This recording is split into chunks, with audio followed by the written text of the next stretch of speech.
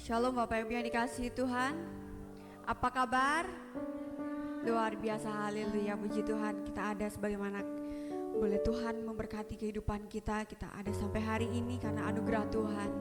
Kita kuat, kita sehat pada hari ini itu bukan karena kekuatan dan gagah kita, tapi karena Tuhan yang memampukan kita, amin. Mari kita datang membawa ucapan syukur kita di hadapan Tuhan, membawa kerinduan kita pada pagi hari ini. Terima kasih Tuhan, terima kasih Yesus. Pada pagi hari ini Tuhan, kami mau datang di hadirat-Mu Tuhan.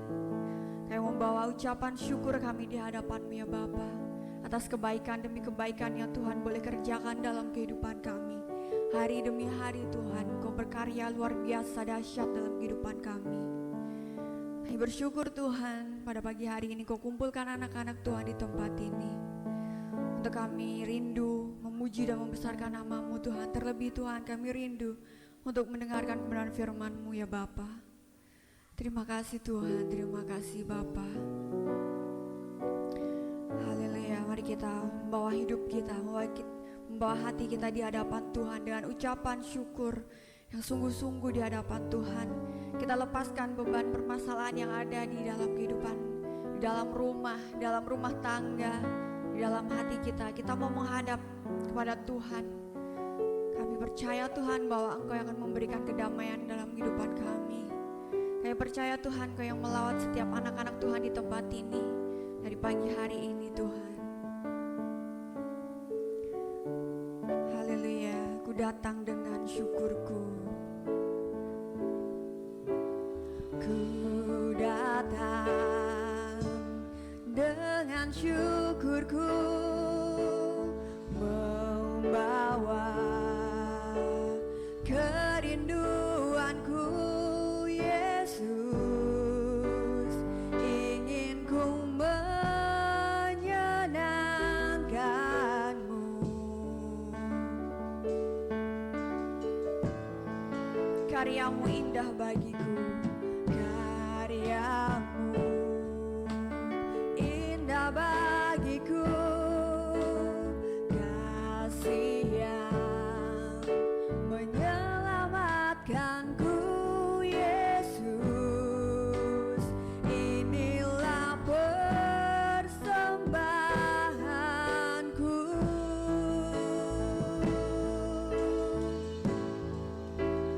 Ku membawa hatiku, hanya Engkau di hidupku Yesusku, Yesusku, Kau terindah, selamanya ku menyembah-Mu. Ku membawa hidupku, inilah Tuhan, inilah persembahanku untuk Yesusku yang terindah, selamanya ku menyembah-Mu Yesus. Kami undang Bapak Ibu untuk bangkit berdiri. Kita bawa hidup kita di hadapan Tuhan. Kita membawa syukur kita di hadapannya dengan penuh kerinduan untuk menyenangkan hati Tuhan. Karena Dialah Allah yang telah menyelamatkan kita semua. Dia Allah yang hidup. Mari kita sembah Dia dengan sungguh-sungguh. Ku datang dengan syukurku Tuhan. Haleluya. Ku datang dengan syukurku, membawa kerinduanku Yesus, ingin ku menyenangkan-Mu. Karya-Mu begitu luar biasa kami rasakan Tuhan. Karya-Mu indah bagiku, kasih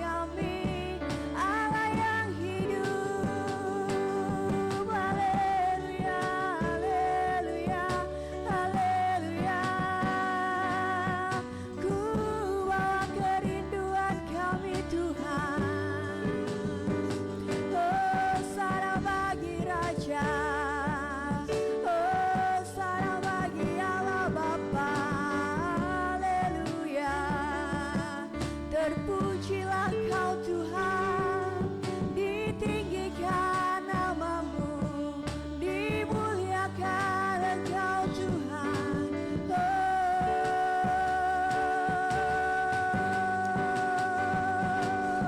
Haleluya, haleluya, haleluya, haleluya, haleluya, haleluya. Oh Yesus Tuhan, ditinggikan namamu, disanjung kau di tempat tinggi. Engkau Allah yang baik, Allah yang penuh kasih. Hosana bagi Raja, hosana bagi Allah Bapa yang duduk di atas tata. Kemuliaan bagi Raja, oh glory.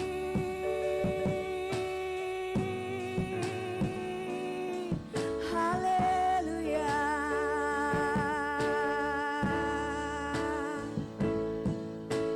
Nyanyi dan bersoraklah bagi Dia, pujian hormat kuasa bagi Raja. Gunung tunduk, laut bergelora, mendengar namamu. Ku bersuka atas perbuatanmu, selamanya ku kasihi engkau. Amin. Ada janji seperti yang ada padamu. Nyanyi dan bersoraklah bagi Raja segala raja. Nyanyi dan bersoraklah bagi Dia, pujian hormat kuasa bagi Raja. Amin.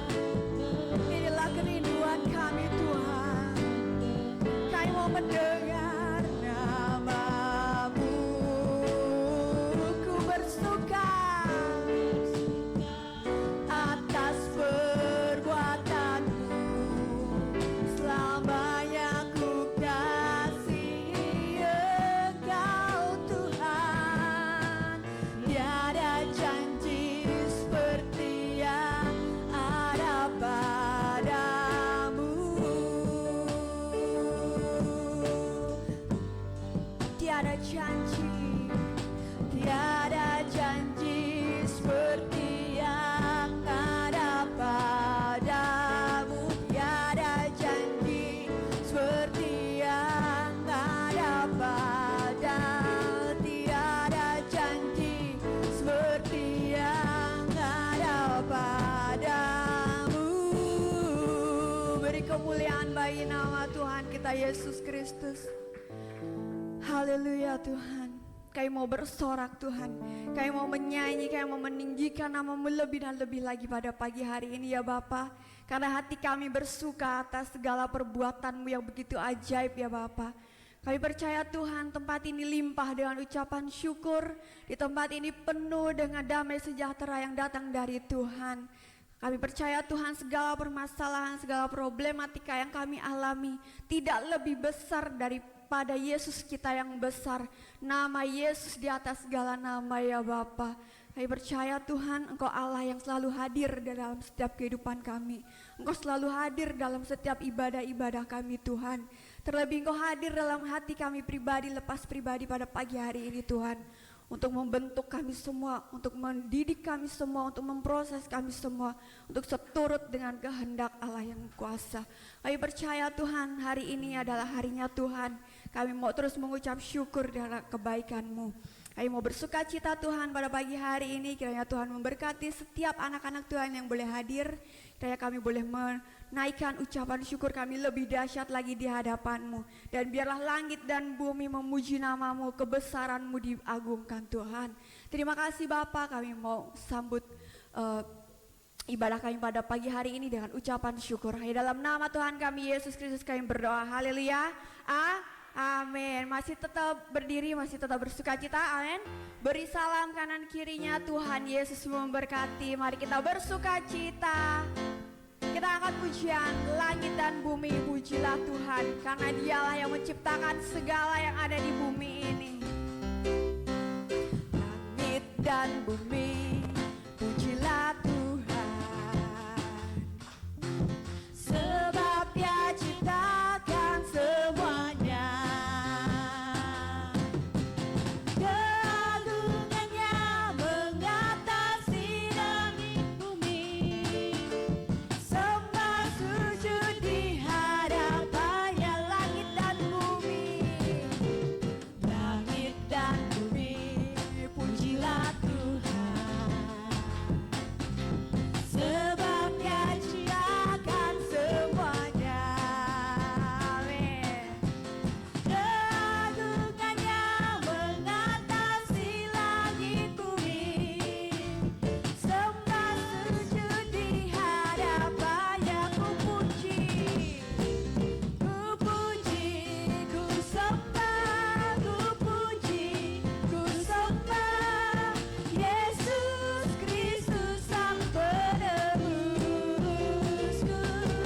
Ku puji, ku sembah, ku puji, ku sembah Yesus Tuhan dan Rajaku. Langit dan bumi, langit dan bumi pujilah Tuhan, sebab Dia menciptakan semuanya. Dia ciptakan semuanya. Keagungannya mengatasi langit bumi, sembah sujud di hadapannya. Ku puji,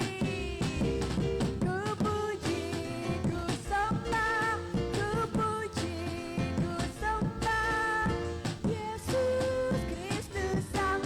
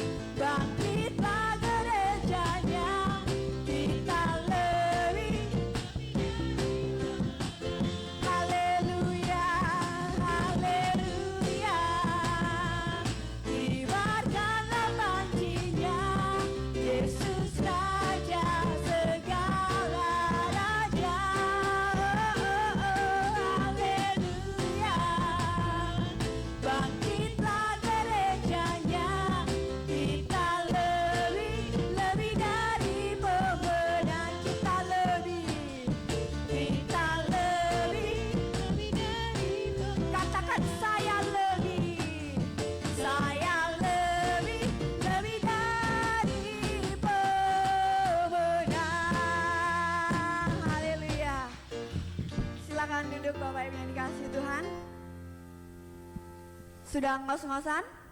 Haleluya. Sudah berkeringat sedikit ya. Ya, pada siang hari ini saya memberi waktu kesempatan untuk Bapak Ibu yang ingin bersaksi. Ada yang ingin bersaksi dari Bapak Ibu sekalian pada pagi hari ini? Kalau tidak ada, saya tunjuk nih kaum pria nih. Kaum pria mana nih? Kaum pria untuk maju ke depan untuk menyanyikan memuji nama Tuhan. Supaya ini kan mau Natal ya kan, kaum pria. Ada nih. Kaum pria di sini luar biasa setia di hadapan Tuhan. Kaum pria di sini luar biasa dalam pengiringannya dengan Tuhan. Saya undang untuk kaum pria untuk menjadi berkat pada pagi hari ini buat kita semua untuk menyanyikan pujian di hadapan Tuhan. Silakan, Felix, Noro. Itu kaum pria ini ya, generasi pria masa kini ya. Bapak Dani, nah boleh Bapak Dani, silakan Bapak Dani. Felix, sini Felix. Mewakili Bapak Manurung. Ya. Oh, Bapak Rewan nih.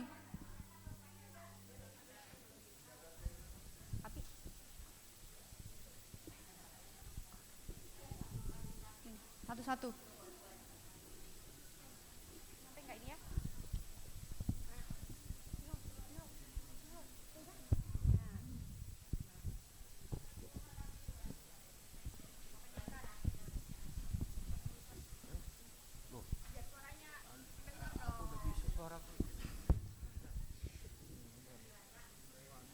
Nggak bisa. Kenapa? Malu Pak. Sangat malu.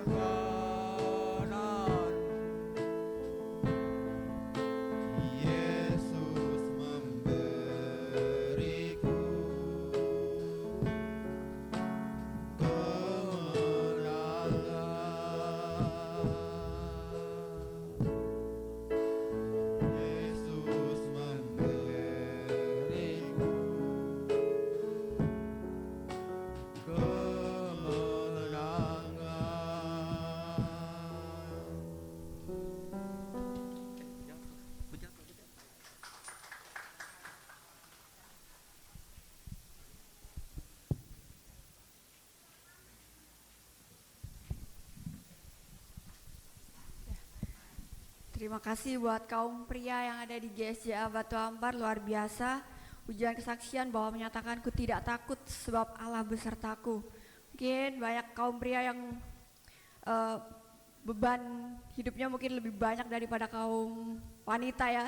Mereka harus terus berpegang teguh kepada Tuhan, tidak boleh lepas dari pegangan tangan Tuhan, karena kaum pria adalah imam, kaum pria adalah kepala keluarga bagi keluarganya. Jadi dia harus terus semakin erat mendekat pada Tuhan supaya keluarganya boleh dipulihkan, supaya keluarga boleh diberkati Tuhan. Amin.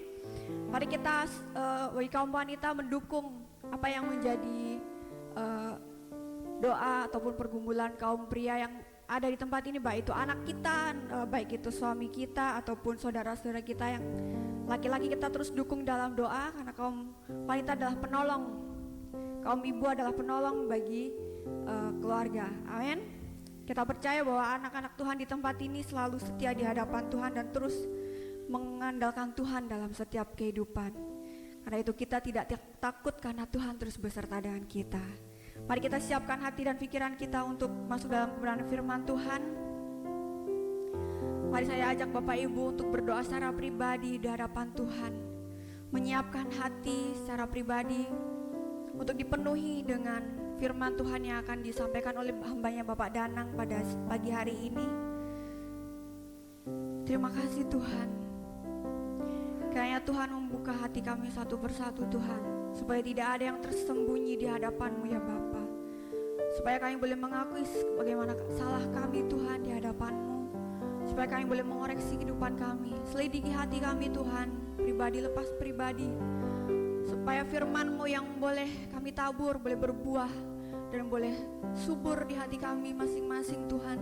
Sehingga buahnya kami boleh bagikan di sekitar kami Tuhan. Buahnya boleh kami rasakan di keluarga kami, di lingkungan sekitar kami Tuhan. Karena kami percaya firman-Mu yang pagi hari ini kami mau dengar adalah firman yang luar biasa, firman yang menjawab setiap kerinduan kami semua Tuhan. Haleluya, haleluya. Seperti rusa yang haus rindu aliran sungai, seperti rusa yang haus rindu aliran sungai-Mu.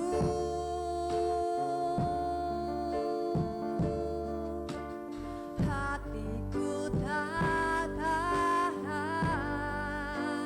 menunggu-Mu, bagai tanah gersang, bagai tanah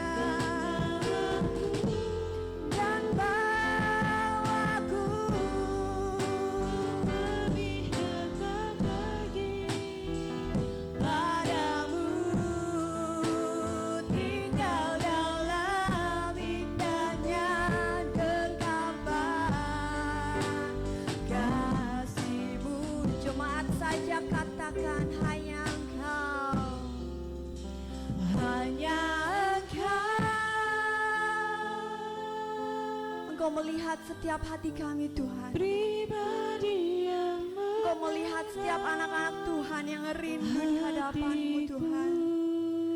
Biarlah melalui bibir kami, lidah bibir kami mengakui di hadapan-Mu Tuhan. bagimu Haleluya. seluruh isi hatiku.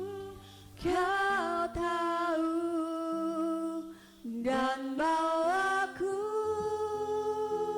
Kiranya kami lebih dekat lagi dengan-Mu Tuhan. Untuk lebih Semakin erat dengan hadirat-Mu Tuhan. padamu Kami boleh merasakan sukacita. tinggal dalam Kami terus tinggal di dalam hadirat-Mu Tuhan. Kasih-Mu hanya Engkau Yesus, hanya Engkau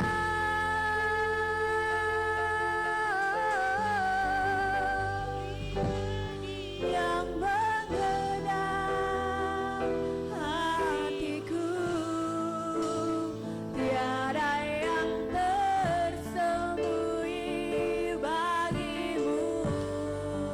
Seluruh isi hatiku Kau tahu dan bawaku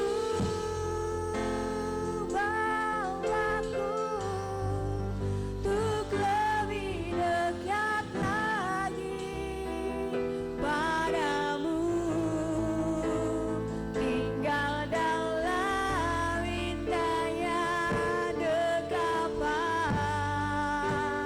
kasih-Mu hanya Engkau Yesus, hanya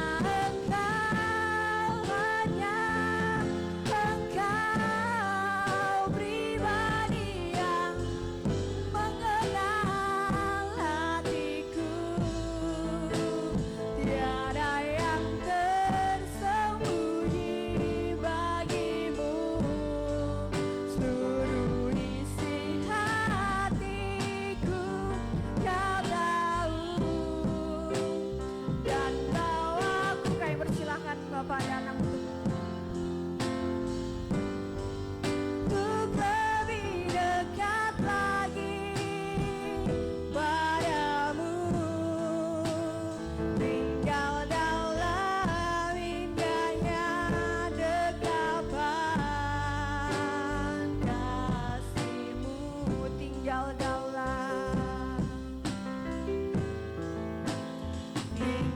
dalam indahnya dekapan kasih-Mu.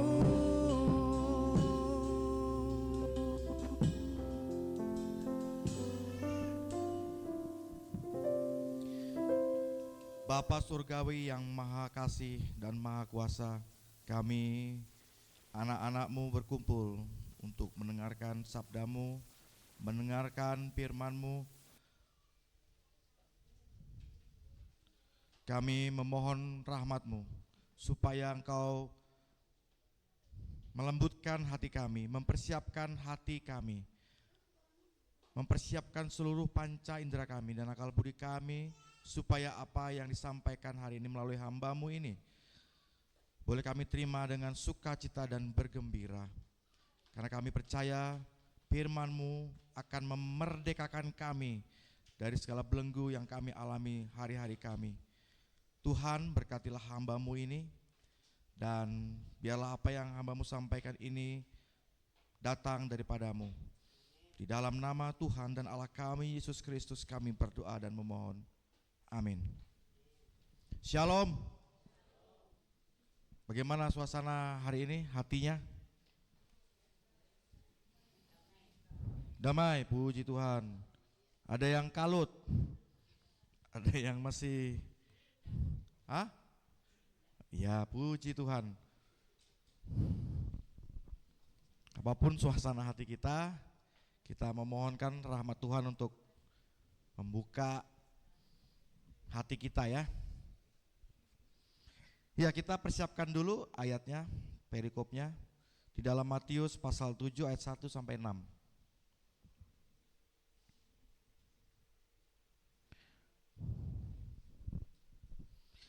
Matius pasal 7 ayat 1 sampai 6.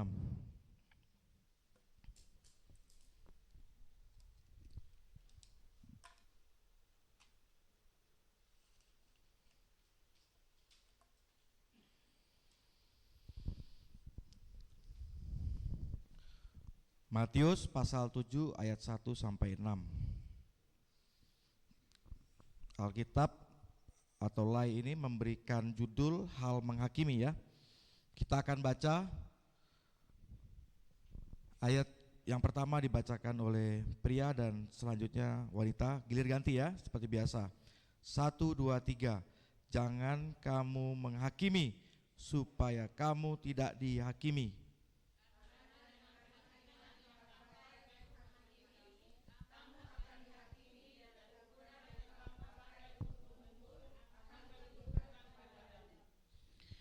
Mengapakah engkau melihat selumbar di mata saudaramu, sedangkan balok di dalam matamu tidak engkau ketahui?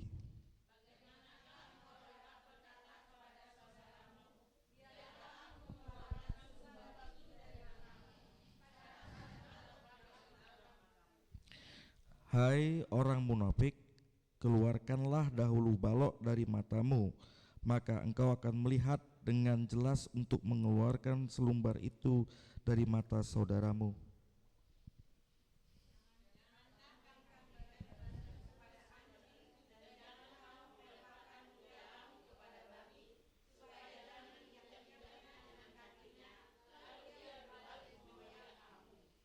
Amin. Ya. Jadwal saya harusnya minggu lalu ya. Saya ada tugas ke luar daerah. Ya, puji Tuhan boleh berjumpa lagi. Dan sebelumnya saya mau bikin kesaksian dulu ya. Saya mau memberikan kesaksian. Curhat juga boleh lah ya. Saudara, bahwa saya mau sampaikan ketika saya selaku hamba Tuhan untuk menyampaikan khotbah semacam ini, itu saya rasa ada kengerian, saudara. Ada rasa gentar dalam diri saya. Karena apa? Ini firman Tuhan. Sekali lagi, ini firman Tuhan. Firman yang suci dan kudus, yang penuh dengan kebenaran. Dan saya sangat berhati-hati ketika menyampaikan ini, lepas dari konteksnya, jauh dari maksud Tuhan, untuk menafsirkan sembarangan, menafsirkan menurut kehendak hati saya. Jadi saya sangat, sebenarnya kalau dapat beban khotbah begini, ada satu tanggung jawab yang besar seperti itu. Jadi kadang-kadang saya merasa ngeri ya, ngeri, gentar di hati saya tuh. Saya merasa takut. Tuhan mampukan saya untuk menyampaikan maksud yang seperti Tuhan maksudkan. Jangan ini maksud saya, tapi ini maksud Tuhan. Seperti itu, saudara. Jadi ada keresahan, ada jiwa yang hati-hati. Seperti kita memegang bayi itu loh, yang masih baru lahir. Sangat hati-hati. Jadi itu kesaksian saya, curhat saya. Jadi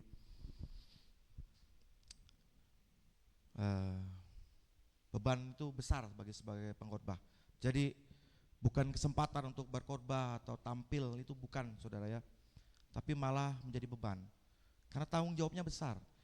Dan ini adalah anak-anak Tuhan. Ini adalah domba. Kalau kita memberi yang sesuatu yang tidak baik, itu yang bertanggung jawab si pengkhotbah, saudara. Saya selaku penyampai firman Tuhan akan dihakimi. Seperti itu. Dihakimi menurut saudara dan juga Tuhan.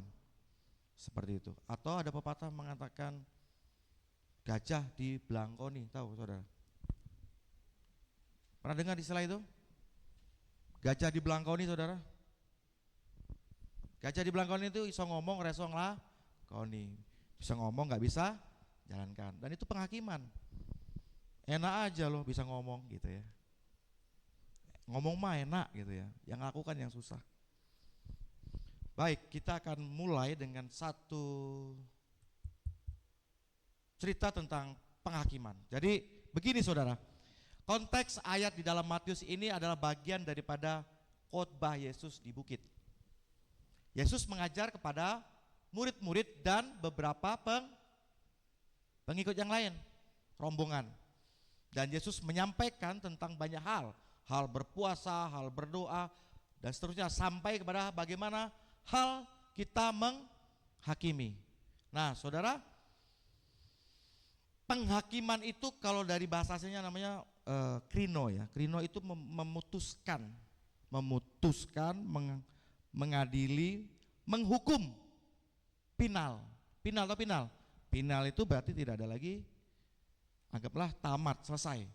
Jadi kita itu misalkan mati, ini mati gitu ya. Jangan hidup lagi. Nah, itu namanya final, tidak ada lagi pilihan lain. Krino, menghakimi. Saya akan ambil satu cerita, dua cerita ya mungkin. Yang terkenal adalah Michael Phelps. Tahu Michael Phelps enggak? Pernah dengar? Enggak pernah dengar. Michael Phelps ini adalah atlet olimpiade. Dia adalah atlet berenang, lomba renang gitu ya. Atlet berenang, dan dia ini terkena yang namanya ADHD. ADHD itu adalah anak yang hiperaktif.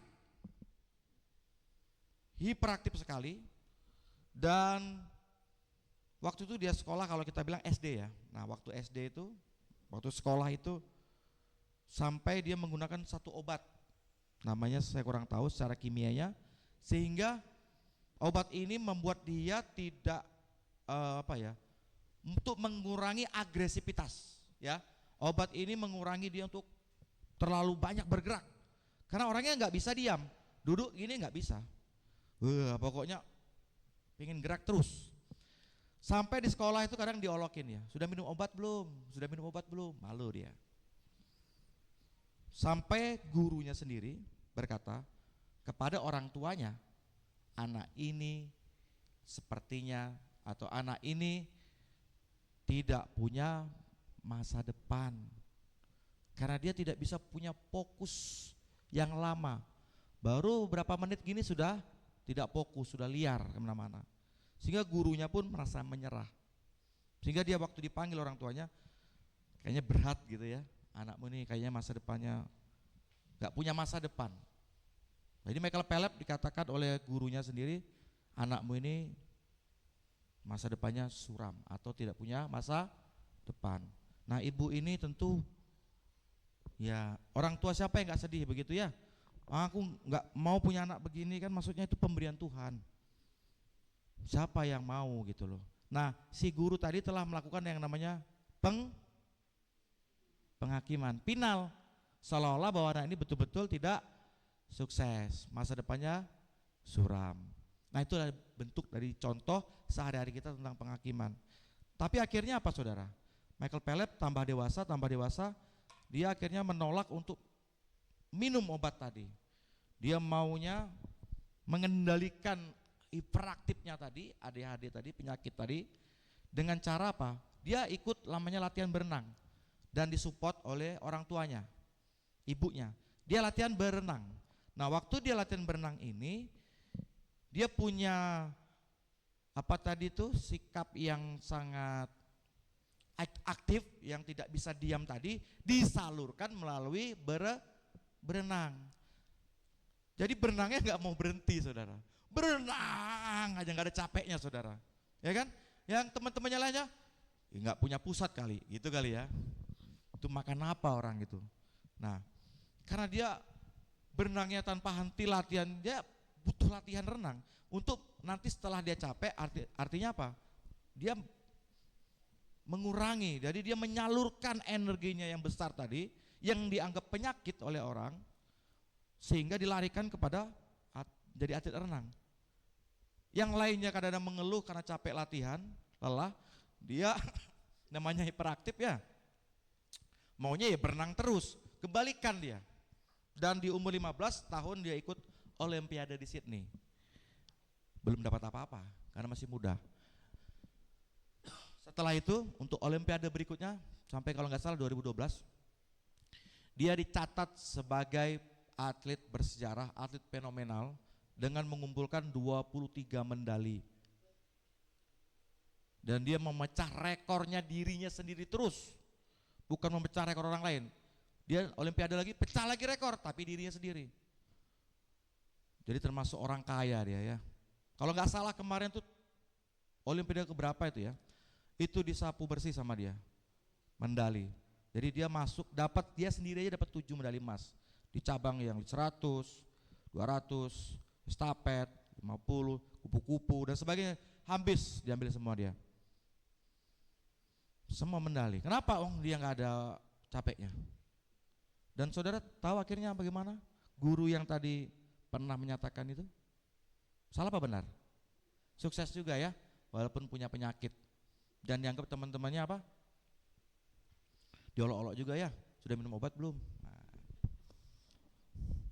Jadi saudara, itu bentuk penghakiman ya. Nah, kita akan belajar sekarang konteks daripada Matius. Saudara, kalau dalam bahasa Inggrisnya do not judge gitu ya, do not judgment. Jangan menghakimi. Jadi jangan menghakimi. Nah, ketika saya lihat beberapa hamba Tuhan menyampaikan bahwa ayat ini jangan disalah tafsirkan ya, bahwa kita tidak boleh menghakimi. Kita boleh menghakimi. Nah, waktu nggak cukup saudara. Saya akan fokus di sini karena penghakiman yang dimaksud agak lain, agak berbeda. Itu kalau saya boleh katakan itu tingkat advance, tingkat lanjut, tingkat mahir kalau sekolah itu. Kalau levelnya agak naik. Jadi untuk masuk dalam penghakiman tadi yang dibolehkan, itu kita masuk nggak dalam kategori ini? Saya anggap ini dasar, basic. Untuk penghakiman harus punya nilai ini, saudara. Mari kita lihat ya, di dalam ayat yang pertama itu dikatakan, jangan kamu menghakimi supaya kamu tidak dihakimi. Saudara, itu dunia memang begitu saudara ya. Kalau kamu tidak mau dihakimi, jangan menghakimi. Ya kalau kita menghakimi, kamu kurus, gitu kan? Mentang-mentang kita gemuk kan? Apa kamu gemuk? Kan gitu lagi. Jadi saling menghakimi. Kalau itu niatnya, kalau teman dekat saya rasa enggak ya, cuma bercanda. Karena kita tahu itu hanya untuk membuka hanya untuk happy saja. Tapi jangan sampai ini, nah itu kadang-kadang bulian itu dengan niat hati yang tidak baik. Itu ada dulu waktu SMP itu dipanggil orang tua saudara, karena waktu SMP sudah ubannya sudah banyak, ubanan, penyakit memang kelainan. Orang tua dipanggil, masih mandi orang tua, KI katanya, kayaknya anaknya minder. Nah kalau sudah minder berarti kita harus ada pendekatan berbeda. Apakah itu tujuannya sekedar hanya untuk gurauan atau memang dia nggak suka sama anak itu? Itu tipis-tipis saudara ya. Nah jadi kata Tuhan, janganlah kamu menghakimi supaya saya jangan dihakimi. Lalu dikatakan lagi, karena dengan penghakiman yang kamu pakai untuk menghakimi, kamu akan dihakimi, dan ukuran yang kamu pakai untuk mengukur akan diukurkan kepadamu. Jadi saudara, ini yang saya katakan untuk berhati-hati. Kenapa? Kalau saudara suka melihat saudaranya, teman-temannya untuk melihat kelemahan, baik itu kelemahan secara moral ataupun secara fisik, saudara nanti dia akan cari masalahnya itu kepada saudara balik. Waktu saudara menghakimi dia berpikir untuk menghakimi balik dengan ukuran yang sama. Contoh, kalau saya lihat itu ada di media sosial itu paling gampang, saudara. Ya itu semacam kayak lucu-lucuan sih. Ada suami istri yang lagi bermasalah sama hubungannya. Anggaplah si suaminya, anggap ya, contoh suaminya selingkuh. Nah istrinya ini tidak terima, lalu dia menghakimi suaminya. Nah dia kumpul bersama dengan beberapa teman-teman wanitanya, tapi di situ ditulis si penasehat dan penghakim ini tadi itu yang beberapa orang tadi kelompoknya, yang satu cerai 5 kali, ada tulisannya gitu kan, yang 2 pelakor, yang macam-macam itu ya, jadi parah-parah semua itu. Nah Bayangkan saudara, dan di 4 wanita yang dia sedang dengar minta solusi kepada bagaimana hubungannya dengan suaminya tadi itu, apa jadinya kira-kira? Mungkin kalau saya, itu pasti susah, itu sudah, itu nggak bisa kembali itu. Kalau aku nggak bisa diharapkan sudah, misalnya gitu ya. Oh iya bener Jeng, gitu kan. Wah kalau aku balas, selingkuh lagi, itu yang pelakor, ya kan? Tergantung backgroundnya si kelompok dia tadi. Jadi mereka semua menjudgment, mereka semua menghakimi, seolah-olah apa yang mereka katakan akan menjadi kebenaran. Jeng kalau saya sudah selesai itu, kayak cerai itu, wah gitu. Itu mah nggak ada kapok-kapoknya, wah gitu. Pokoknya percayalah sama saya. Nggak nyesal. Wah, kayaknya apa yang mereka katakan tuh merupakan satu final. Tadi nggak ya? Menghakimi itu salah satu padanan katanya menghukum yang sifatnya final, pasti, dan biasanya merusak. Itu menghakimi. Nah, saudara, kalau saudara coba saudara bayangkan dan lihat saudara ya, ketika saudara ada suami, istri, tetangga, saudara-saudara di gereja, teman sekerja, saudara-saudara yang saudara kenal, dan saudara ingin melakukan satu nasihat atau penghakiman. Karena kadang-kadang nasihat juga penghakiman. Kita nggak tahu bedanya di mana. Misalkan kamu sudahlah, nggak usah judi lagi. Kasihan itu keluargamu. Seandainya saya, nggak usah nasihatin saya katanya. Apa kamu sudah benar? Dibalikin saudara. Apakah kamu sudah benar? Kayak kamu orang suci saja. Aku lihat kamu suka masih minum minuman, mabok. Kita ini sama aja katanya. Sudahlah, urus dirimu sendiri. Itu ukuran-ukuran, saudara. Jadi saudara memberikan penghakiman kepada orang, saudara akan dihakimi balik dengan ukuran yang sama. Akan dipakai. Mungkin dia tidak ngomong, tapi dalam hati juga ngomong.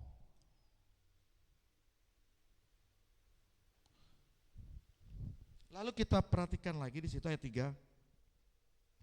Mengapakah engkau melihat selumbar di mata saudaramu, sedangkan balok di dalam matamu tidak engkau ketahui? Mengapakah? Jadi ayat 1 dan 2 ini terjadi kenapa? Mengapa kamu masih menghakimi mereka? Alasannya apa kita tidak boleh menghakimi? Karena kita masih punya balok di mata kita. Dan yang kita hakimi itu cuma punya selembar. Yang kecil itu loh, kalau orang kelilipan lah matanya. Tapi ini balok gitu ya saudara ya, gede banget gini kan. Sini, kamu kelilipan ya, sini. Ini balok gede gini. Ini kan orang nggak tahu diri saudara. Atau dikatakan istilahnya munafik. Nah, ini adalah aturan warga kerajaan Allah. Di bagaimana Yesus menyampaikan ini, bahwa ketika kita ingin menghakimi, itu introspeksi diri. Catat ya saudara ya, ingat nanti ini. Kalau mau menghakimi, hakimi diri kita sendiri dulu. Pantas tidak aku menghakimi orang ini? Pantas belum? Jangan-jangan aku ini balok dan dia malah cuman serpihan kecil. Jangan-jangan saya malah balok 55, dia cuman telusupnya kecil. Enggak kebalik kah? Karena ini adalah sifat kesombongan. Kita menasihati orang, kita menghakimi orang, seolah-olah orang itu kita anggap rendah, kita anggap paling berdosa, lalu kita dengan otoritas yang kita miliki, merasa punya otoritas, kita mengatakan begini masalahnya, kamu harus begini. Ternyata dia punya balok. Balok itu apa saja saudara? Ini perumpamaan Yesus ya. Jangan menghakimi karena balok di matamu, sedangkan di sesamamu cuman selumbar. Syarat, jadi kita tidak boleh menghakimi kalau masih ada balok. Balok itu apa saudara? Macam-macam. Kita masih punya iri hati, irinya kuat, dengki, pendendam,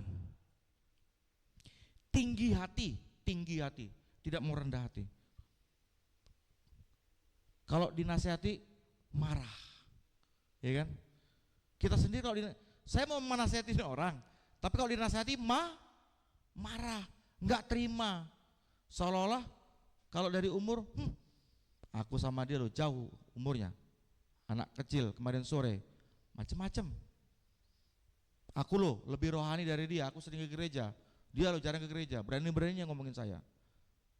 Saya loh kuat puasa, baru puasa 2 kali sudah ngomongin saya gitu. Macam-macam saudara. Itu tinggi hati, tidak mau rendah hati.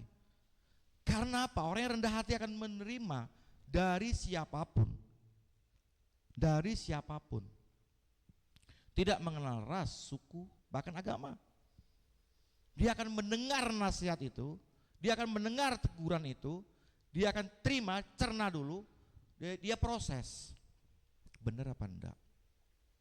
Tuhan kalau memang benar, terima kasih. Karena Tuhan menyatakan itu kepada melalui siapapun. Nah jadi prosesnya adalah rendah hati. Kalau kita mau menghakimi, sikap rendah hati ini penting. Dan adil. Balok itu macam-macam, kita nggak adil, tapi mau menghakimi. Nah sekarang contoh konkretnya bagaimana saudara? Saudara bisa saja marah dengan orang, ingin marah dengan orang, dendam dengan orang, pas orang itu lagi kena punya masalah, dosa apa begitu saya nggak tahu ya, dan tiba-tiba menjadi masalahnya besar, lalu saudara datang, makanya kamu harus bertobat ya, kesempatan dia, ternyata apa? Hatinya dendam, ada kesempatan.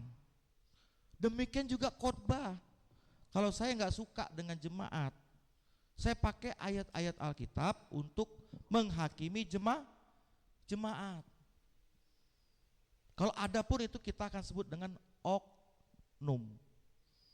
Jadi kita sebagai hamba Tuhan menyalahgunakan itu untuk menghakimi jemaat.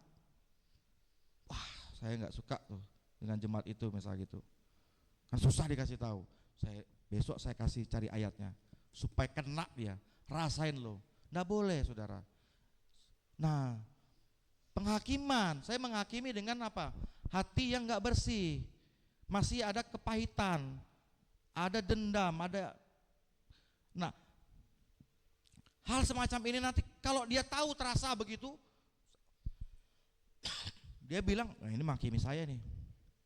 Wah, hamba Tuhannya kayak benar-benar roh gitu ya, kayak susunya. Jadi akan menjadi salah. Tapi kalau saya menyampaikannya pun dengan tulus, dengan betul-betul murni, saudara misalkan tidak terima begitu, berarti saudara dianggap nanti ada ayat selanjutnya, yaitu di dalam ayat bagian 4 ya, bagaimanakah engkau dapat berkata kepada saudaramu, biarlah aku mengeluarkan selumbar dari matamu padahal balok di mata. Sebentar. Ayat 5 ya. Hai orang munafik, sebentar. Ini ayat yang ke-6 saudara. Jangan kamu memberikan barang yang kudus kepada anjing, dan jangan kamu melemparkan mutiaramu ke babi, supaya jangan diinjak-injak dengan kakinya lalu ia berbalik mengoyakmu. Ini perumpamaan. Perumpamaan dia pakai anjing dan babi. Anjing dan babi ini pada saat itu di dalam tafsiran beberapa mayor saya lihat bahwa orang Yahudi itu tidak pelihara anjing dan tidak pelihara babi. Kenapa jangan melemparkan barang yang kudus kepada anjing, karena dia akan mengoyakmu balik, karena itu adalah anjing liar. Kemudian babi itu mutiara.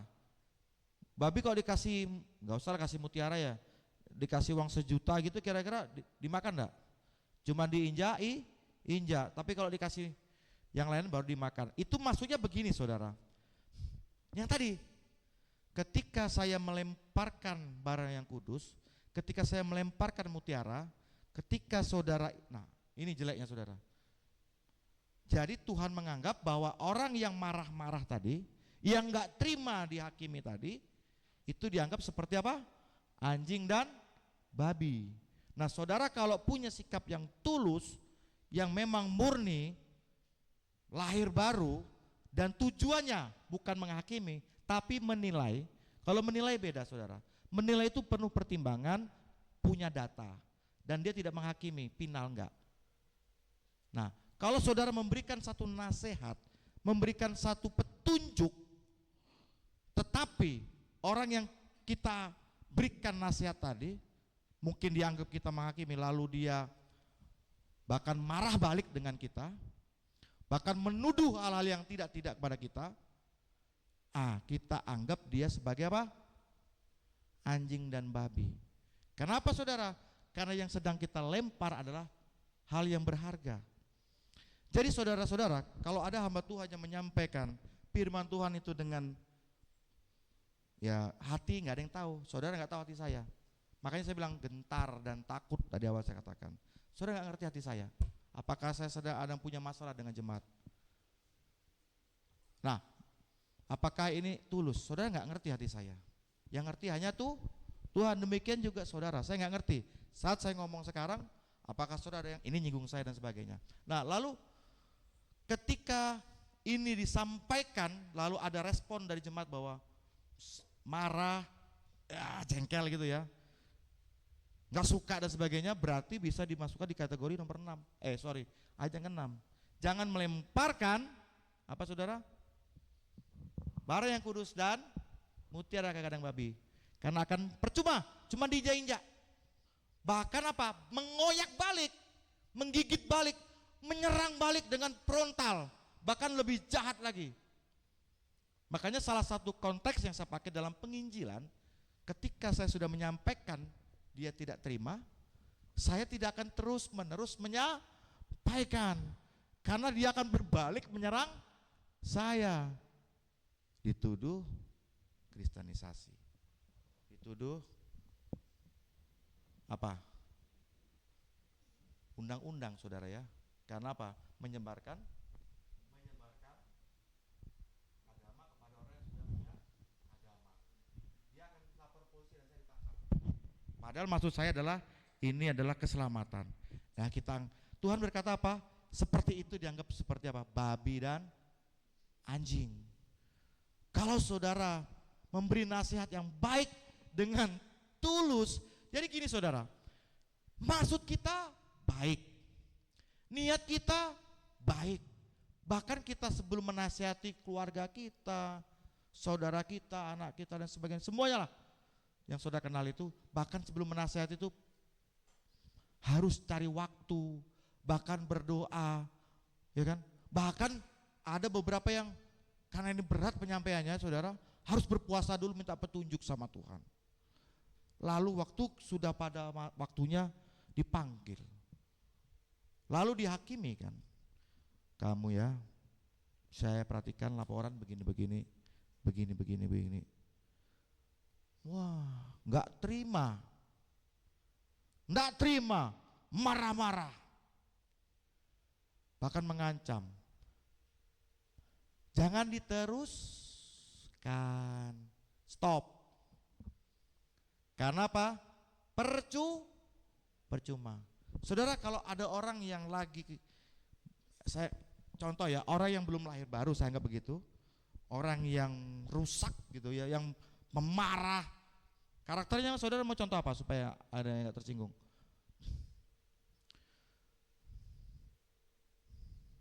Narkoba ya, kan ada narkoba. Orang narkoba itu kalau kita nasihati marah-marah saudara, apalagi kalau sudah habis waktunya, habis make, gak make beberapa hari itu kan badannya gak enak tuh. Nah saudara kalau nasihatin itu saudara bisa dipukul. Itu seperti anjing tuh ya, saudara nasihati, makanya jangan narkoba terus. Kamu wah itu saudara dipukul kalau sudah lagi habis obatnya saudara, sakit badannya, emosi tinggi. Itu seperti anjing saudara. Nah ini adalah nasihat supaya saudara itu jangan stres. Makanya berbijaksana dan berhikmat. Jangan gampang menasihati orang walaupun niatnya baik. Tuhan sudah memberikan, ini adalah salah satu rule, aturan bagaimana hal menghakimi. Makanya jangan menghakimi. Konteks dalam Matius. Karena menghakimi ini tidak akan terjadi saudara kalau kita masuk ke dalam. Makanya balok tadi itu, karena hai munafik, keluarkan dulu balok di matamu, baru kamu bisa dengan apa adanya, dengan jelas. Saya balik lagi, dengan jelas untuk mengambilnya. Jadi introspeksi diri. Jadi inspirasinya begini saudara, kalau saudara itu punya lingkungan sekitar seperti ini, kan menghakimi ini cuman begini saudara, salah apa dia ya? Salah apa dia ya? Cuman sibuk cari salahnya orang. Sibuk dia. Saya mau cari masalah ini gitu ya kadang-kadang ya. Duduk di warung, jeng. Tahu nggak apa? Si itu sekarang begini-begini. Oh. Langsung kita juga ikut menghakimi padahal nggak tahu cerita, cuman baru katanya. Nggak boleh. Baru kalau memang nanti dikonfrontasi ya. Tetapi semangat di dalam Matius ini adalah, Matius pasal 7 ini bukan untuk menghakimi. Kenapa? Kalau seandainya dari setiap kita itu kuat untuk menghakimi diri sendiri, kuat untuk introspeksi diri, oh Tuhan saya masih kasar mulut saya Tuhan, ampuni saya Tuhan, ajar saya untuk tidak kasar mulut saya, ya kan? Tuhan, aduh saya masih bohong-bohong, kadang-kadang masih suka bohong, ampuni saya Tuhan. Oh Tuhan, macam-macam. Itu PR seumur hidup. Ketika kita lahir baru, itu PR seumur hidup saudara. Roh memang penurut tapi daging lemah. Dan itu kita sedang berjuang, peperangan rohani seumur hidup. Kalau kita itu cuman fokus kepada diri kita merasa kita ini punya balok, kira-kira mau gak kita menghakimi orang lain? Tidak. Jadi mengapa banyak orang mau menghakimi orang lain? Karena balok. Karena orang itu sebenarnya tidak sadar bahwa hidup itu karena kasih karunia dan anugerah. Itu kemurahan Tuhan, itu rahmat-rahmat Tuhan untuk menolong. Dan kita harus mengalami ini, transformasi ini. Oh iya ya, saya sudah kuat sekarang ya. Oh ya, mulut saya sudah lembut sekarang ya. Oh ya, hebat ya Tuhan ya. Saya berdoa dikabulkan, mulut saya sudah baik sekarang. Terus menerus saudara. Dia terasa, dia sedang berkomunikasi intim, merasakan hadirat Tuhan, kuasa Tuhan tadi itu loh. Sehingga dia lebih suka untuk memperbaiki dirinya sendiri dan tidak sibuk untuk memperbaiki orang lain. Jadi hal menghakimin ini adalah rata-rata orang yang pendosa berat saudara. Orang yang belum bertobat. Orang yang sombong rohani tadi. Baru bisa dikit sudah banyak tingkah. Sehingga apa? Kerjanya tukang menghakimi. Karena dia belum tahu ayat ini, dia hakimi orang makin banyak musuhnya. Kenapa? Malah orang berbalik menyerang. Ingat ya pakemnya aturan tadi apa saudara? Pertama jangan menghakimi. Yang kedua syarat kenapa jangan menghakimi? Karena kita masih punya balok. Yang kedua apa? Lepaskan dulu baloknya. Lepaskan dulu, artinya perbaiki diri kita sendiri. Kalau merasa sudah baik, baru kita menghakimi orang lain. Dan kalau menghakimi itu dengan adil, dengan kasih. Jadi tujuan daripada menghakimin itu bukan untuk menghukum. Kalau kita mau ya kan, katanya gitu kan. Lalu dihakimin, rasain lo, mampus kamu katanya gitu. Malu kamu. Itu tujuan menghakimi. Nggak boleh. Tuhan mengatakan apa?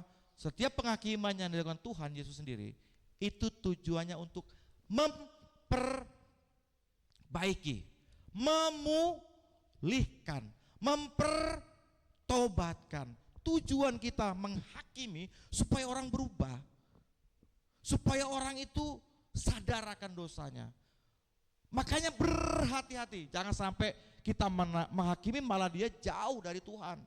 malah lari dari kita, malah nggak dapat apa-apa, dapat musuh ya. Kadang-kadang malah dibacok malamnya saudara. Karena apa? Anjing tadi itu mengoyak saudara. Hati-hati dalam menghakimi.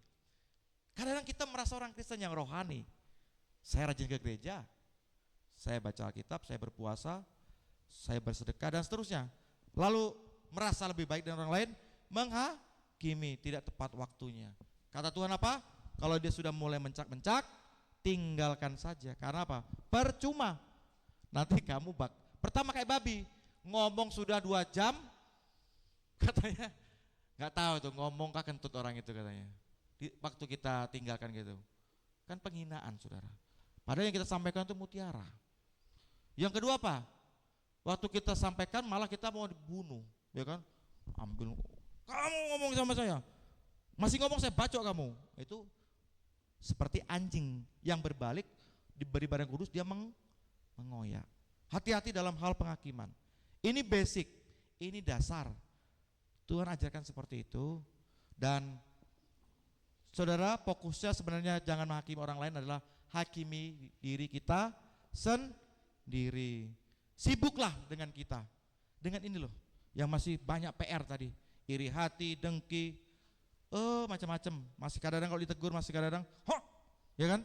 Kalau ditegur gitu, naik dikit gini. Oh, ampuni saya Tuhan. Sempat marah saya tadi. Hilap Tuhan, lapar, lu makan. Karena orang nggak makan tuh emosi. Atau habis marah-marah dengan suaminya. Habis bentrok sama suaminya, ditegur orang jalan, gitu kan? Oh iya, habis marah sama suami. Karena kita di sini nih loh baru dibereskan. Baru menghakimi orang lain dengan terang. Percayalah, kalau kita ini sudah auranya positif ya kan, itu kayak roh Tuhan ada dalam diri kita. Kita datang saja orang tuh sudah beda saudara. Karena memang bawaannya lain, mukanya, niatnya, dan orang tahu niatnya baik. Makanya ada orang yang diberikan karunia untuk itu. Ketika dia menghakimi dia tidak marah. Terima kasih sudah dinasihati, tapi saya belum bisa. Saya masih belum bisa. Saya masih pakai obat. Ya saya akan terapi. Tolong doakan saya supaya saya bisa berjuang untuk keluar dari narkoba ini. Begitu. Tapi kalau enggak, dibacok saudara ya. Nah, Yesus menghakimi saudara. Saya hanya sepintas, saya ingin menerangkan karena waktu ya saudara ya. Yesus itu menghakimi, tetapi dia adalah hakim yang agung. Dia hakim yang benar. Dia berkatakan, hai ular beludak, hai engkau seperti kuburan yang berlabur putih, tapi dalamnya apa? Seperti tulang belulang. Dia final gitu loh ngomongnya, kan sudah pasti itu.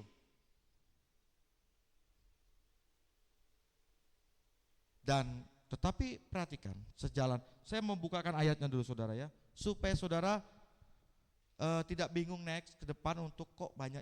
Ada juga ayat-ayat tentang penghakiman. Saya senggol ya ayatnya ya.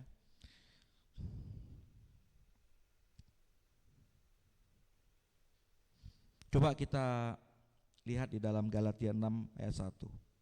Saya minta dibukakan ya.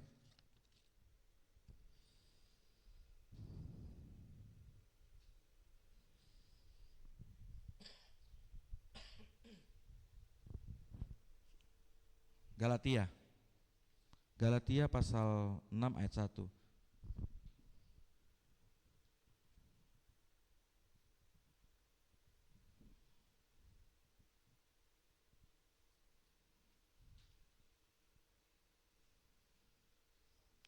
Ya, saudara-saudara, kalau seorang kedapatan melakukan suatu pelanggaran, maka kamu yang rohani harus memimpin, bukan harus menghakimi. Orang itu ke jalan yang benar dalam roh, lemah lembut, sambil menjaga dirimu sendiri, supaya kamu juga jangan kena pencobaan, karena kita juga rentan. Takutnya kita nasihatin, besok kita yang kena. Itu saya pernah terjadi. Waktu ada ini kan anaknya masih kecil, satu anaknya udah besar. Dia nasihati, kenapa anakmu kena narkoba, ya kan? Anaknya sudah gede kena narkoba yang nasihat dari, aduh kayak mana saudara kayak gitu saudara. Jadi kan anaknya, kamu sih anak tuh gini kan, anaknya masih kecil, anaknya udah gede kena narkoba. Sekalinya anaknya yang nasihat tadi itu gede, balik kena narkoba, gimana saudara? Makanya coba tampilkan ayatnya tadi. Jadi ngeri-ngeri sedap katanya. Hati-hati menghakimi saudara. Kalau menghakimi itu makanya gentar. Iyakah layak saya Tuhan untuk menghakimi dia? Kalau memang iya beri tanda. Atau beri keberanian saya, berikan hikmat saya untuk memberikan nasihat. Iya kan? Sambil menjaga dirimu sendiri supaya kamu itu jangan kena pencobaan. Saudara-saudara, kalau seorang kedapatan melakukan sesuatu pelanggaran, ini dalam jemaat ya, maka kamu yang rohani harus menghakimi, apa itu? Memimpin orang itu ke jalan yang benar dalam roh, lemah lembut, sambil menjaga dirimu sendiri supaya kamu juga jangan kena pencobaan. Ada banyak ayat lagi saudara, tapi ini selaras dengan Matius. Itu yang dimaksud dengan penghakiman. Sudahkah kita begini? Kalau sudah silakan lakukan penghakiman. Karena penghakiman juga bisa Tuhan perintahkan juga. Karena Tuhan bisa pakai siapapun untuk menegur. Tapi jangan syarat-syaratnya tadi apa? Balok harus keluar. Harus beres dulu. Jangan munafik. Dan ngerti apa akibatnya kalau kita nanti menghakimi. Ingat kalimat anjing dan babi. Lalu kita akan melihat lagi di dalam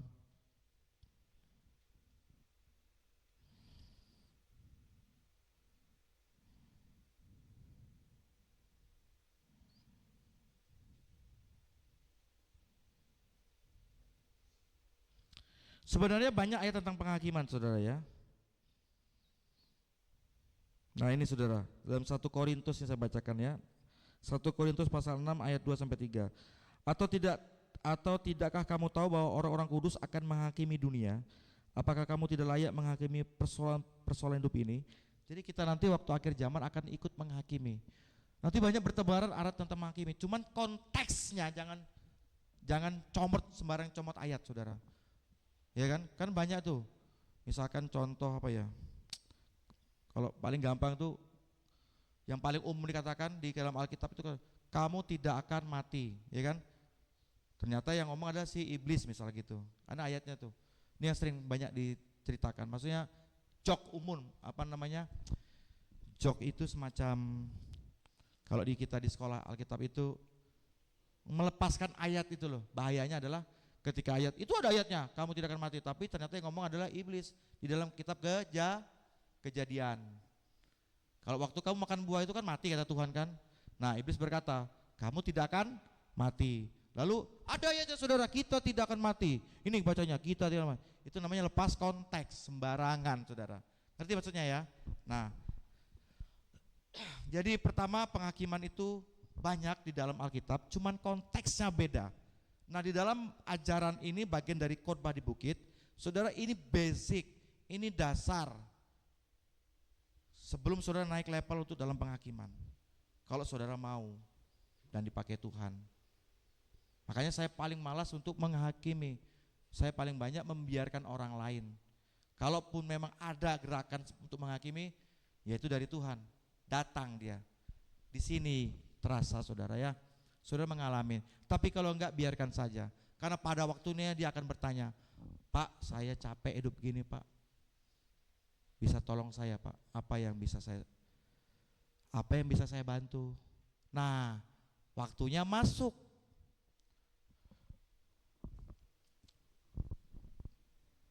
Saya ambil cerita penutup saudara, yang saudara bisa renungkan. Saya kemarin itu di NTT, saya kan kalau keluar kota itu sukanya sama orang kampung saudara. Suka belusukan. Saya suka ngobrol dengan orang-orang sekitar karena saya butuh namanya wisdom lokal. Kebijaksanaan lokalitas itu penting. Bagi saya itu adalah satu mutiara. Nah, ada satu bapak-bapak.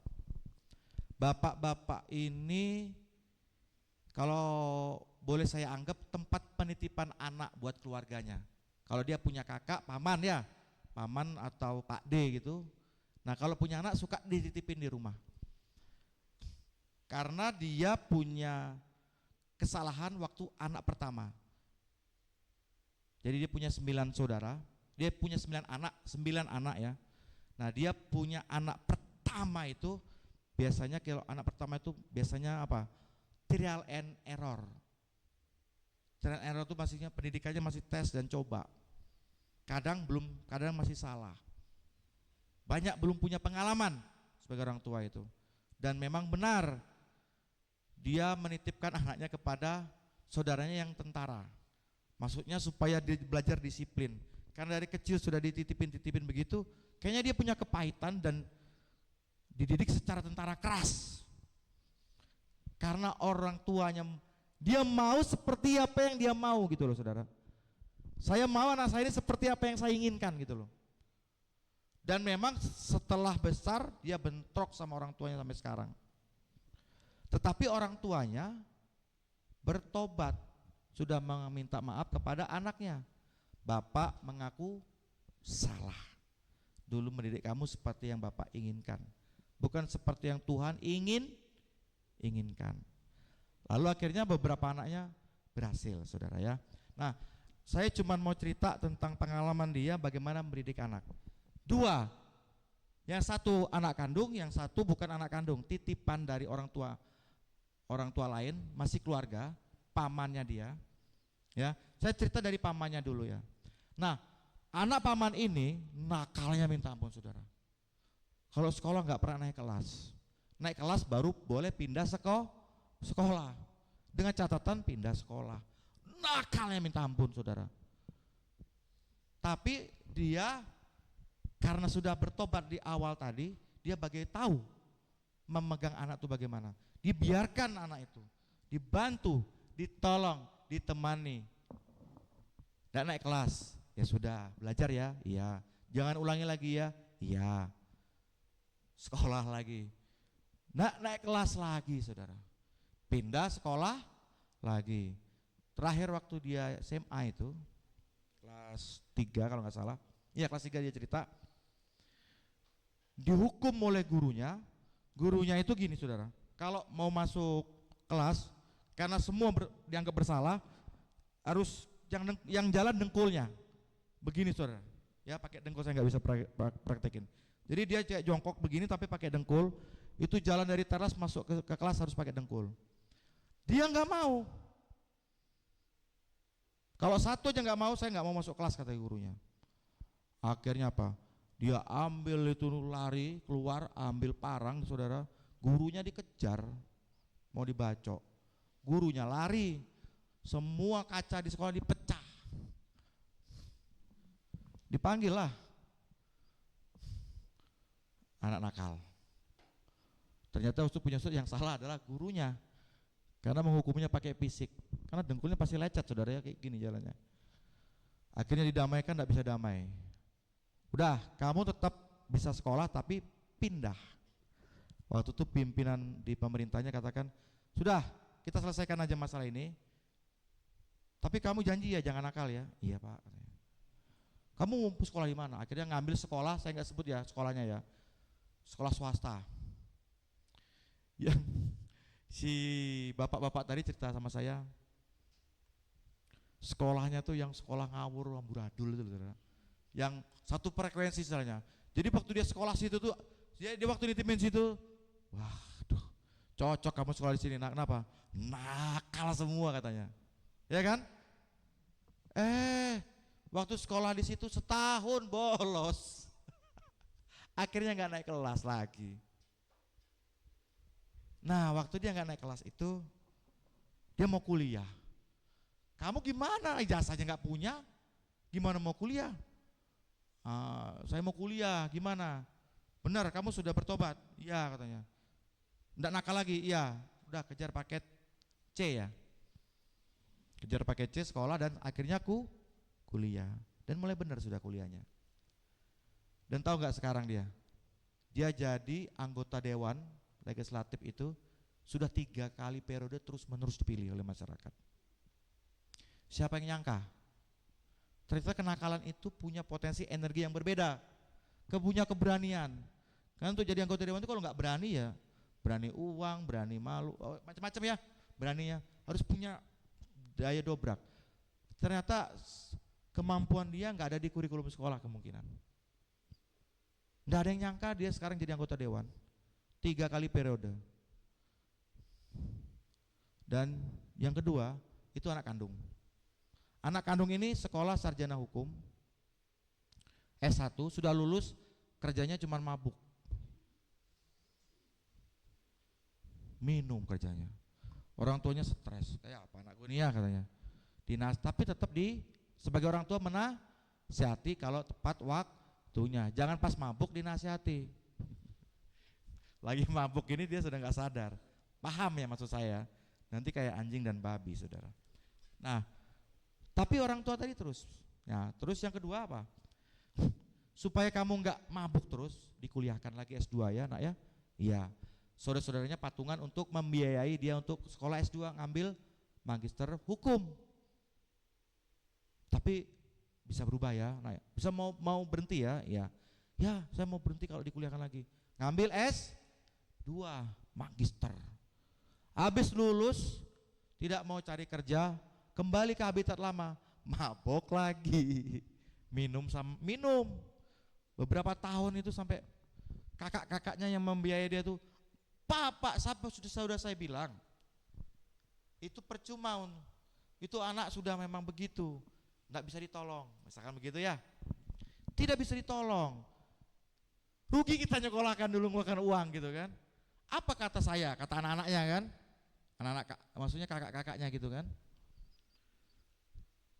Bapaknya diem saja, karena bapaknya sedang dihakimi, karena hakim itu kan final kan. Apa kata kami, kata anak-anaknya, bapak tidak dengar kami gitu bahasanya. Lihat itu, sudah habis banyak uang kita, patungan nyekolahkan dia. Lihat masih mabuk terus itu katanya. Bapaknya diem, tapi bapaknya bertekun dalam doa. Tiba-tiba saya mau ke Surabaya. Kenapa? Minta biaya. Katanya, jangan-jangan tambah rusak lagi nih ke Surabaya. Tetap dibantu. Ternyata dia melamar jadi hakim. Dari sekian ratus peserta itu seleksi, dia lolos. Sekarang jadi hakim. Kakak-kakaknya pada nggak nyangka, lebih sukses dari kakak-kakaknya sekarang.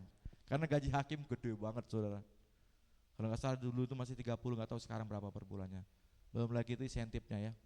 Karena hakim itu berat kerjanya, menghakimi ya. Kalau uangnya kecil bisa korupsi nanti. Jadi hakim. Saudara dapat nangkep sudah, maksud saya. Punya pengalaman. Tidak menghakimi orang dengan gampang. Kita nggak tahu waktu Tuhan. Kita kan nggak maha tahu toh.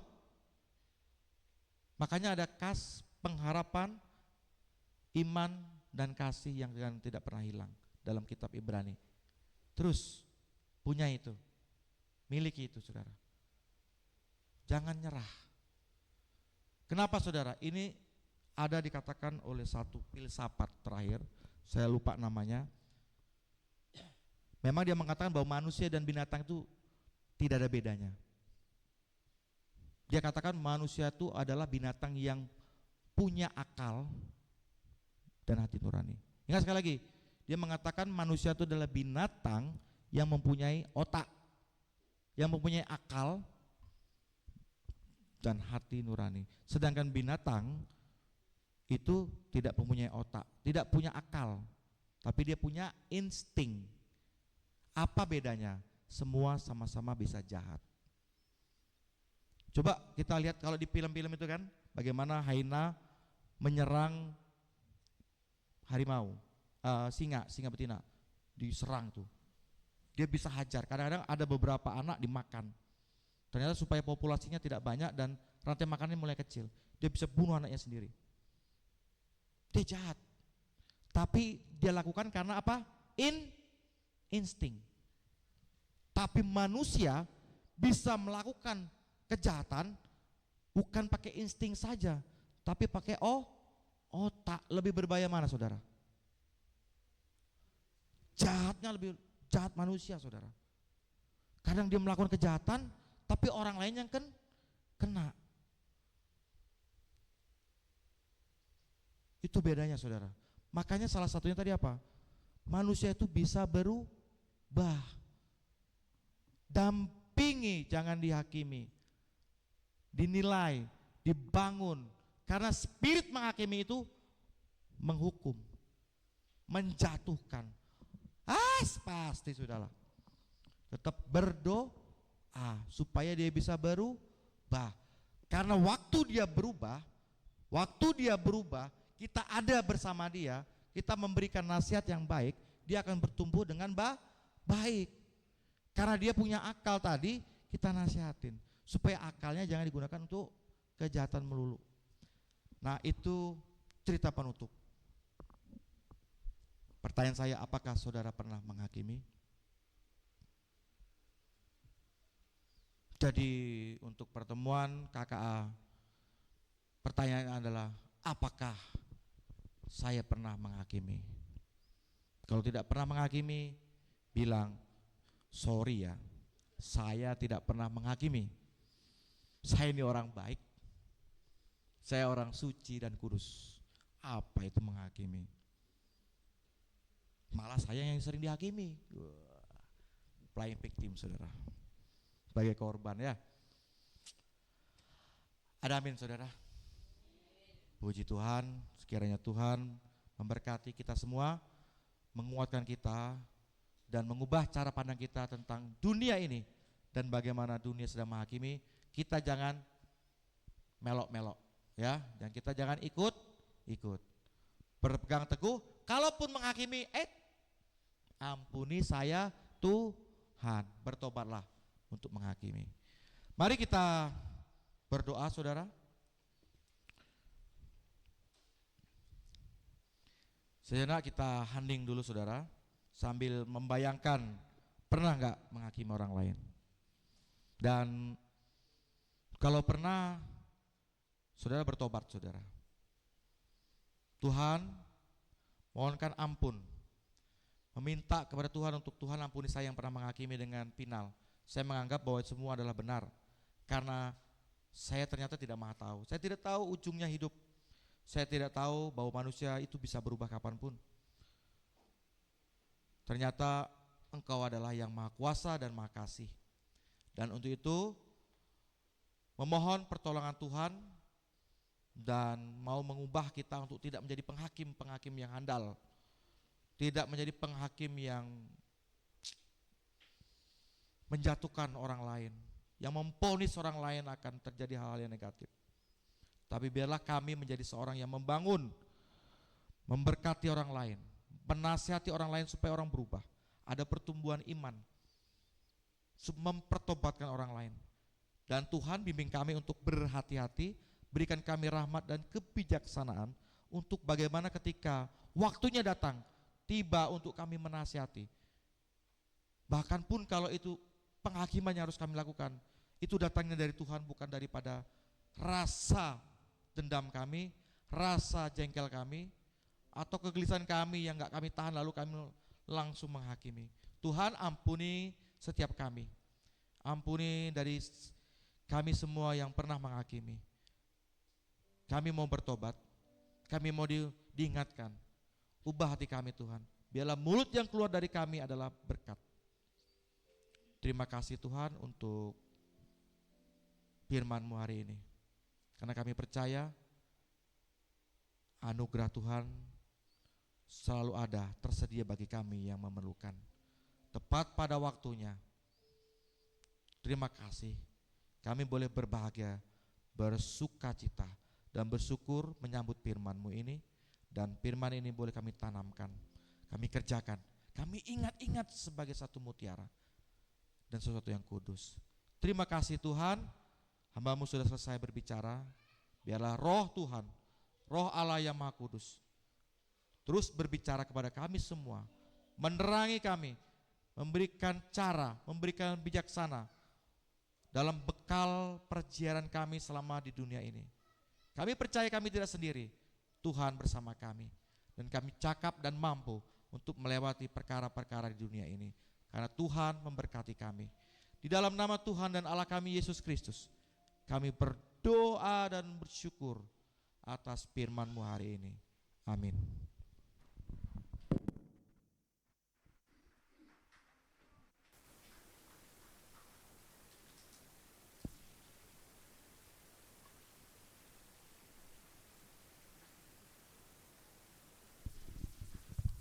Diberkati Tuhan Bapak Ibu.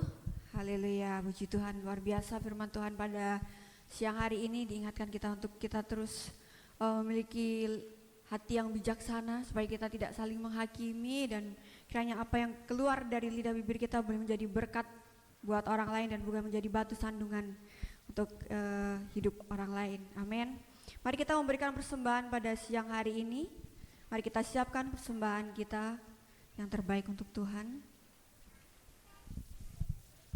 Sambil persembahan diedarkan, kita angkat satu pujian, berbahagialah orang yang takut padamu.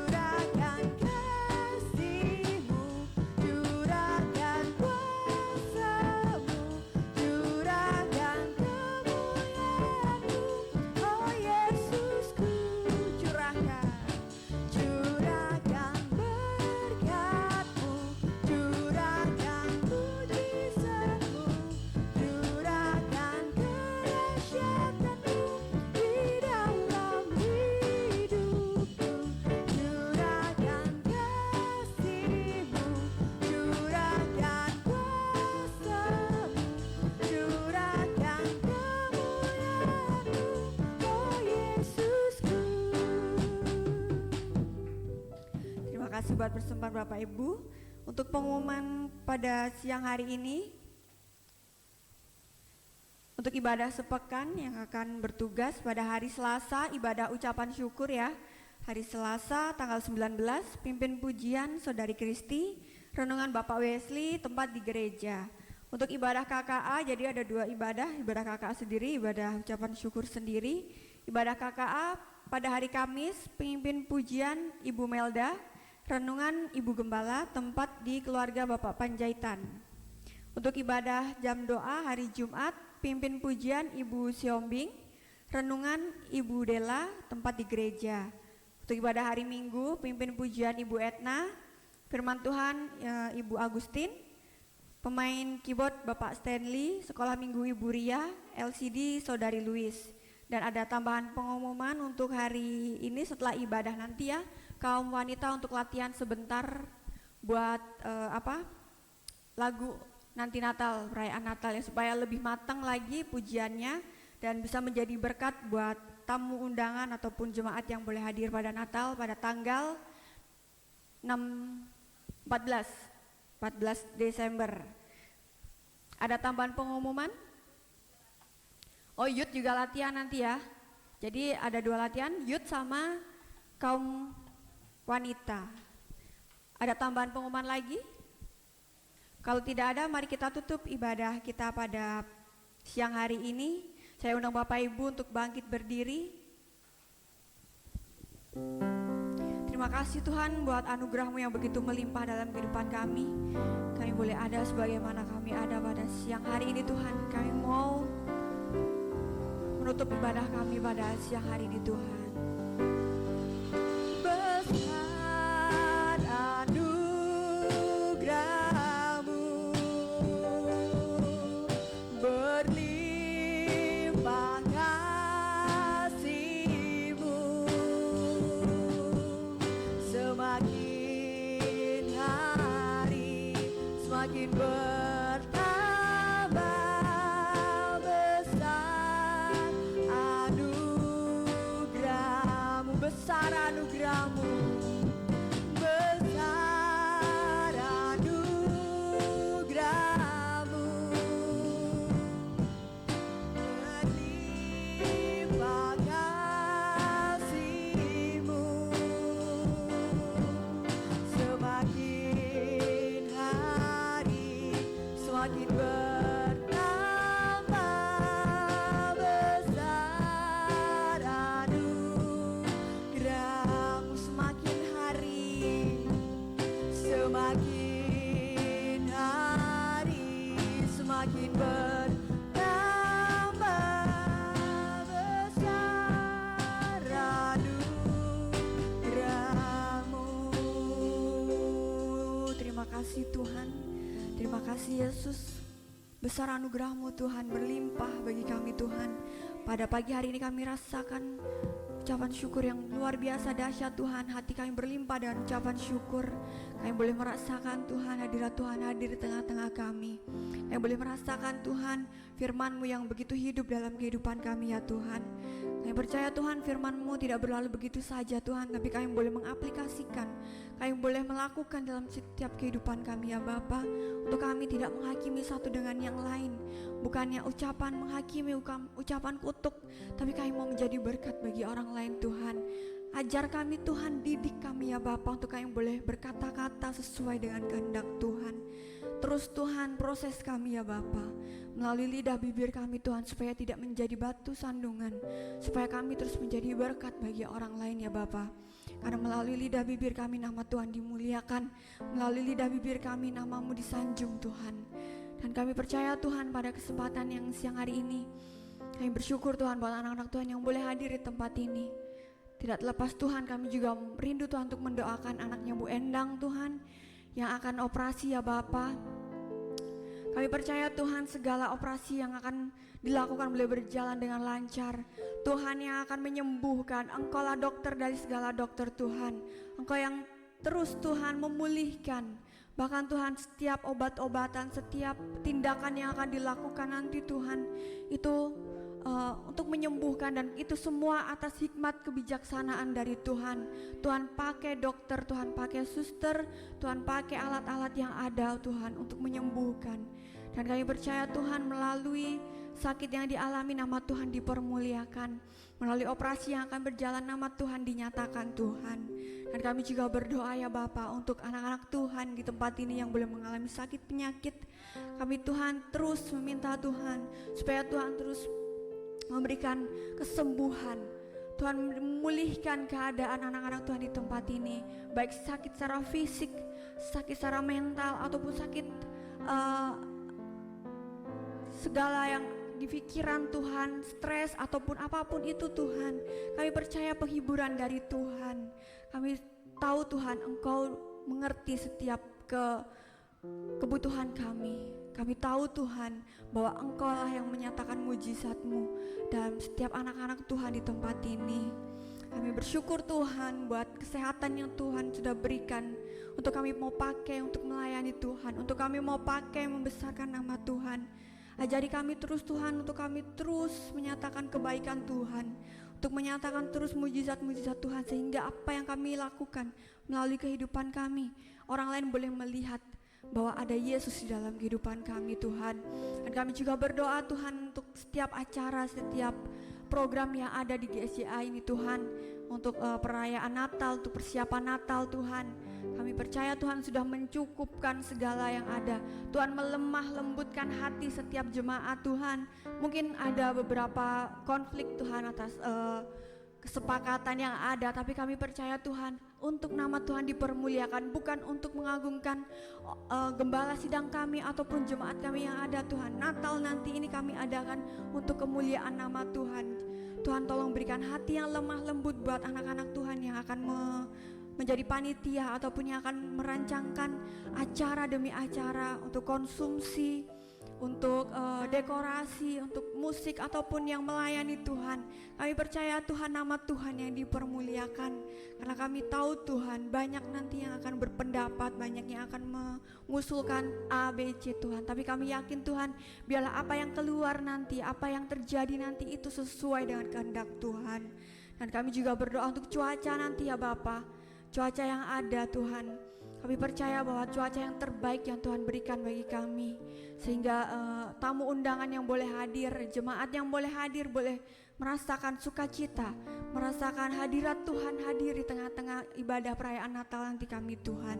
Dan kami juga berdoa Tuhan untuk ibadah perayaan Natal di Kilo 21. Kami percaya Tuhan juga akan memenuhi setiap hati kami anak-anak Tuhan yang akan mengambil bagian dalam pelayanan nanti Tuhan. Kiranya Tuhan terus melengkapi kami, Tuhan terus menjadikan kami berkat di mana kami berada Tuhan. Bukan hanya jemaat yang boleh hadir, tapi tetangga kiri kanan sekitar kami boleh hadir merasakan hadirat Tuhan. Segala persiapan, dana, konsumsi yang akan kami pakai Tuhan, kiranya Tuhan cukupkan lebih dari apa yang kita harapkan. Kami tahu Tuhan, kami berpengharapan penuh pada Tuhan kami yang kaya, Tuhan kami yang hidup. Apapun segala kekhawatiran yang kami rasakan Tuhan, kami mau taruh di bawah kaki Yesus. Terima kasih ya Bapa, terima kasih Yesus. Kami juga berdoa Tuhan untuk segala ibadah yang ada di tempat ini, baik youth, baik kaum wanita, KKA, ibadah raya Tuhan. Kami percaya Tuhan setiap ibadah yang ada di tempat ini untuk kemuliaan nama Tuhan dan untuk anak-anak Tuhan boleh merasakan hadirat Tuhan. Bukan hanya suatu rutinitas ya Bapa, bukan hanya suatu hal yang hari-hari kami lakukan, tapi kami mau menyatakan ucapan syukur kami di hadapan Tuhan. Karena kami rindu Tuhan, untuk Tuhan terus pakai kami, untuk Tuhan terus pulihkan kami melalui sel-sel yang ada, melalui KKA yang ada, melalui kelompok-kelompok yang ada. Kami boleh bertumbuh dan kami boleh menjadi buah di tempat kami boleh berada ya Bapa. Kami percaya Tuhan, ibadah yang ada ini bukan untuk rutinitas, tapi kami percaya itu Tuhan pilih kami untuk kami boleh melakukan pelayanan yang ada. Buat seminggu ke depan nanti Tuhan yang boleh melakukan pelayanan WL, musik, singer ataupun pembawa firman Tuhan, kiranya Tuhan perlengkapi dengan luar biasa, sehingga saat ibadah nanti yang ada, yang datang boleh merasakan hadirat Tuhan, membawa damai sejahtera, merasakan hadirat Tuhan nyata di tempat kami berada Tuhan. Terima kasih ya Bapa. Kami juga berdoa untuk gembala sidang kami di tempat ini Tuhan.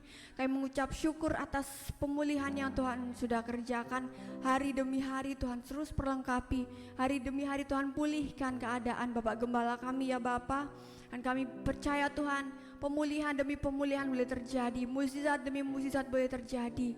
Karena kami yakin dan percaya Engkau Allah yang ditinggikan, Engkau Allah yang hidup, Engkau Allah yang sanggup melakukan segala sesuatu yang mungkin tidak kami pikirkan, yang tidak kami bayangkan sekalipun. Dan kami juga berdoa Tuhan untuk Bapak Danang yang boleh memberikan firman Tuhan pada siang hari ini Tuhan yang begitu luar biasa. Kami terus berdoa Tuhan untuk keluarganya Tuhan, Kau terus pakai menjadi berkat dimanapun dia berada, baik pekerjaannya, pelayanannya, keluarganya Tuhan, Kau terus pakai. Dan kiranya Tuhan Kau memberkati setiap tumbuh kembang anak-anaknya ya Bapa. Kiranya anak-anaknya yang boleh menjadi berkat, anak-anak yang boleh takut akan Tuhan, anak-anak yang bertumbuh di dalam Tuhan. Kami serahkan Tuhan perjalanannya nanti pulang ke Samarinda dengan damai sejahtera, sampai di rumah dengan selamat, tidak ada suatu hal apapun di dalam perjalanan Tuhan. Kiranya Tuhan temukan kami kembali untuk firman-firman Tuhan yang akan datang, supaya Tuhan melalui firman dari Bapak Danang kami boleh diubahkan ya Bapak. Terima kasih Bapak, terima kasih Yesus. Kami mau menyerahkan juga persembahan kami pada siang hari ini. Kiranya persembahan ini boleh menjadi pelayanan Tuhan di tempat ini. Kami percaya Tuhan Kau memberkati tangan-tangan yang sudah memberi, yang belum memberi. Tuhan memberikan pekerjaan, memberkati setiap usaha anak-anak Tuhan di tempat ini. Terima kasih ya Bapak, terima kasih Yesus. Kami mau menutup ibadah kami pada siang hari ini. Terima kasih Bapak. Haleluya. Cek. Terima kasih Tuhan.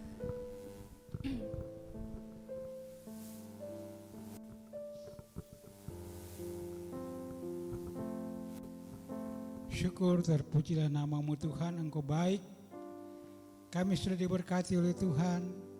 Kami percaya Tuhan akan terus menolong kami. Kami boleh merasakan kuasa Tuhan di dalam pelayanan yang ada. Berkat Tuhan yang Tuhan nyatakan dalam hidup ini, untuk kami boleh memuliakan Tuhan.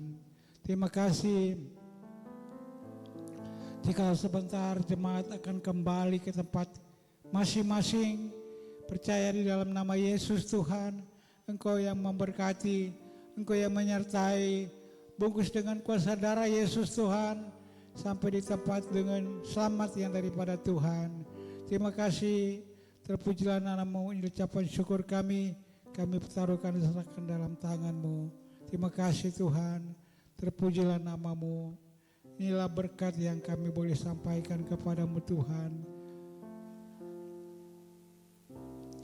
Di dalam berkat nama Bapa, Putra Allah dan Roh Kudus yang memimpin kami sehingga pada akhir zaman.